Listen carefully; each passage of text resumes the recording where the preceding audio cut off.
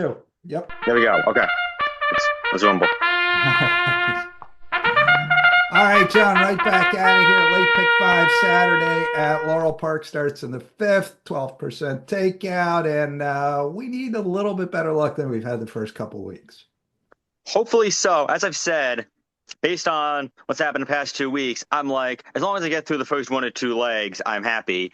And the sequence is a little bit different than the ones you've been going through before, in that there's no stakes races. In fact, there'll be stakes races each of the next 4 Saturdays of racing in Maryland. No stakes here, but still a great sequence, and I'm looking forward to diving in. All right, well let's go ahead and do that very thing then and dive right in here. The fifth race is a starter optional claimer. You're going to go with three in here, the one, four, and eight. I'm going with two, the one and five. I think the answer here, I mean, I think the most likely outcome is the one, Joya del Sur, gets to the front and doesn't come back. Is that how you see this shaking out? Yeah, I think you pretty much have to use her because she is alone speed. Now she hasn't gone gate to wire in a long time. She's 2 for 14 on the year and has come in second 7 times. But if there's ever a spot where she'll go gate to wire, it's this one. She has the inside post, going that 1 turn mile, not a lot of speed to her outside. She'll have every opportunity to win this one. And then I know after her, you and I go a little bit different. I've got the 4-8, and you're leaning on just the five along with the one. Yeah, my thought process on the five, Sadie the goat, right back at you in 6 days here after a sharp score against Lesser. Mario Saray, the trainer, has a $2.30 ROI bringing horses back off that 1 to 7 day layoff. Obviously, this is a horse that is sharp right now. He feels good about bringing her right back. So a repeat of that race would be good enough. This is kind of a tepid group. Yeah, she's been in great form in her last two starts, and as you said, it's not as big a class drop as it looks on paper.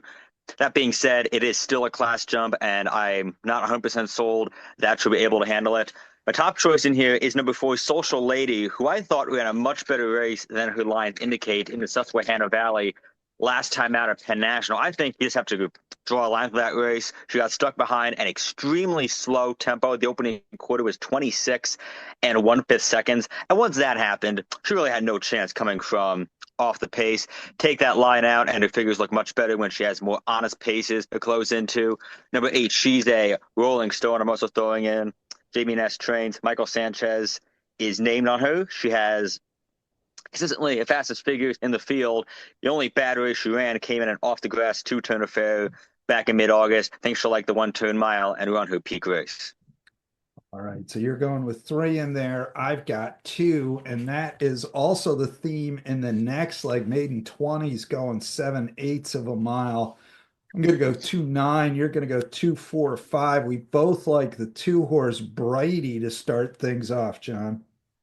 Yeah, I always love lightly raised horses who have shown ability in cheaper maiden claiming races like this, and Brady fits the bill. He really hasn't run a bad figure in 4 starts, two of which have come on dirt, two of which have come on grass, and all of his dirt races have come against better. In particular, in his last dirt try, he was fourth behind a pair of Nest Out winners in Lord of Mischief and Beach Cowboy. He should come from just off the pace and get a nice trip down towards the inside. I also threw in number five, Lucky Prince, who has been going on grass for a while, finally switches back to dirt. He was in improving form on dirt at the summer meet at Laurel Park. He was a game third behind the aforementioned Beach Cowboy in his last try at this level. He should also pack a decent late punch.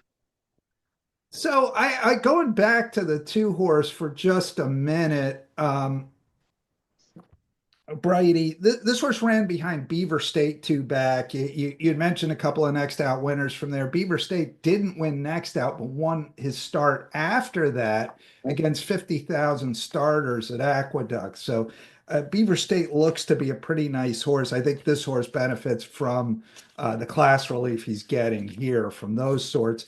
I also use the 90 Hopper for Brittany Russell. She's wins over 30% of the time going maiden special, the maiden claiming with a pretty good ROI, 170, which, for a trainer who wins as often as she does at as short odds as she does, anything she's doing that's getting a 170 ROI, it isn't terrible. So I kind of think also interesting to see that she puts her husband Sheldon Russell on this horse. So I think that horse, I'm hopeful I might get little better odds than you often do on Brittany's horses in these spots and on the class drops. So I landed on the 9. You've got the 2, 4, and 5. We both like the 2, of course. Pretty similar in the 7th race, Maryland restricted allowance going 3/4 of a mile, 6 furlongs. You go 1-3, I go 1-3-6 here. Who's your top choice in here, John? This is a bit of a tricky race. I feel like I'm leaning toward number one, feeling so lucky on top. She got a solid second last time out at this level behind Lovely Charm, who, as we talked about, I believe last week or 2 weeks ago, got a very easy trip in that race, is cruising on a gate to wire lead. Based on how that race played out, the fact that feeling so lucky came in second is pretty impressive. She's been knocking on the door against pretty similar, always runs a solid race. She's my top pick. China Moon also closed well on grass last time out. Jamie Rodriguez keeps the call. I'll throw her in as well. Yeah, I thought Shine on Moon, if you go 2 back, the race on the dirt back in October. Pretty troubled trip there, kind of broke a little bit splay legged, then got in trouble around the turn, and then that was kind of the end of that. But prior dirt tries has a prior dirt try that probably would win this race, the one before that. And as you said, ran pretty well last time out on the turf. So I think that horse, I find that horse kind of interesting. I also used Angel Art. I was kind of wrestling, John, with the 6 and the 7 here. Angel Art, Bondiva. Bondiva had a perfect trip last time to win under Forest Boys. Decided to land on Angel Art, Mark Schumann. This horse has been mostly on turf. Last time on the dirt was pretty good. That was several starts ago in an off the turf race in May, but did win that day in a Maryland in a regular a other than allowance. So a return to that probably good enough in this spot as well. 8th race, you're going 4 deep. I'm only going 2. And interestingly enough, one of my 2 is one you don't have. So we're in fairly different spots there. This is the 3rd level allowance going 6 furlongs. You're going 1, 4, 6, 7. So you kind of see this race as wide open. Yeah, I mean, I think it's pretty chaotic, and for a 7 horse field, I think it's an excellent betting race. Few of these are taking class drops. Got a few out of town shippers in here as well.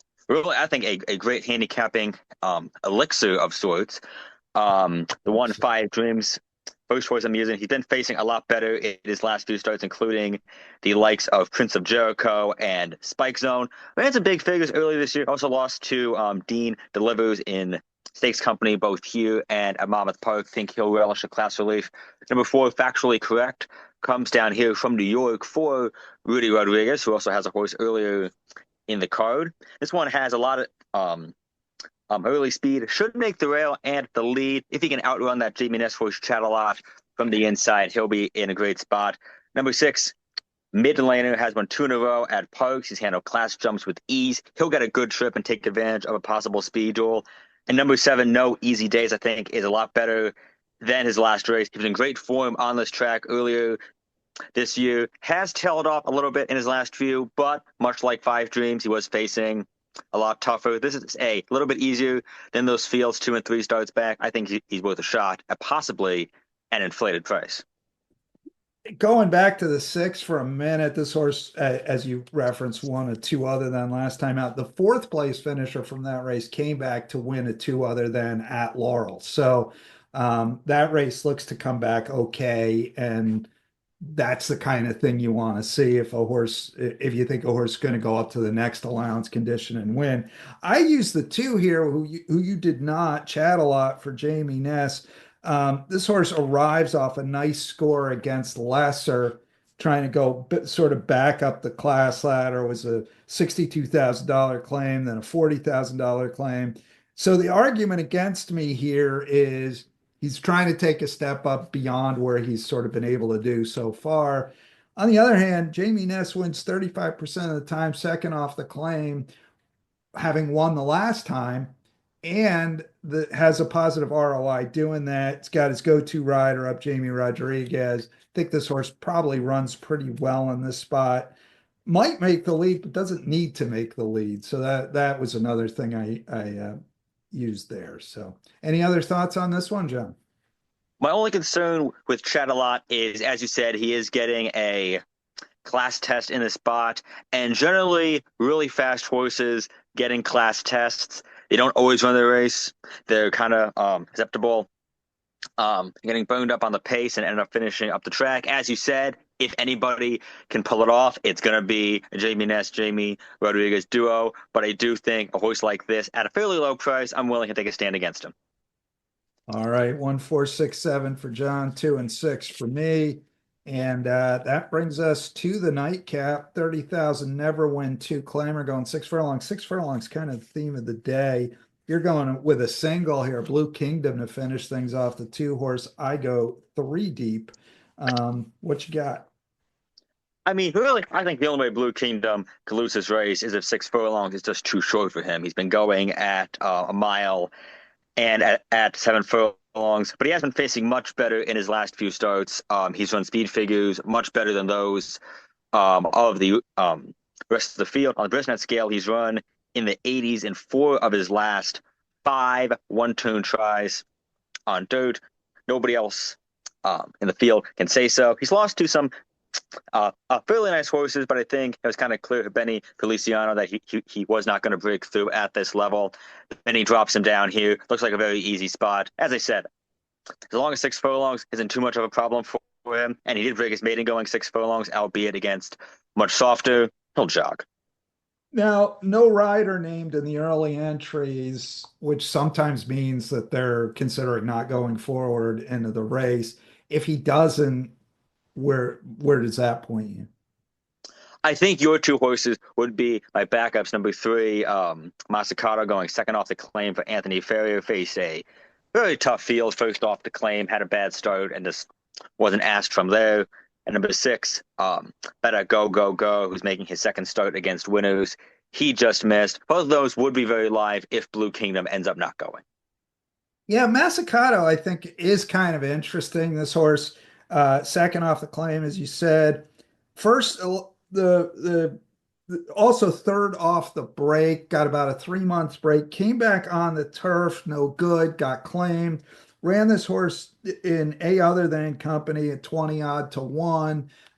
No good, eased. So when you see a horse ease like that, you can really draw a line through it. Like they just didn't persevere with this horse at all. Now comes back third off the break, goes to Ferrier goes to his go-to rider in this spot, Boca Chica, which is interesting to see Boca coming over from CT, assuming that he really does. Feels like they're trying to win here. It does not feel like they're messing around. So I thought Masacato pretty interesting. Obviously, everything you said about Blue Kingdom, he's clearly the best of these if he goes and the distance not an issue. And yeah, Better Go Go. Sure, Claudio. Why not? Seen a lot of Claudio winners over the years, so That's true. would not be the first time. All right, that's it. John, any last thoughts here on Saturday's 12% pick five, late pick five? I mean, as I said at the top, it's not as glamorous a sequence as the ones we've been seeing, but still a lot of wide open betting races, a lot of great opportunities. Think 36 should be enough to take this thing down. All right, let's do it. Let's go get him. All right. Good luck, Jim. Same to you, Frank.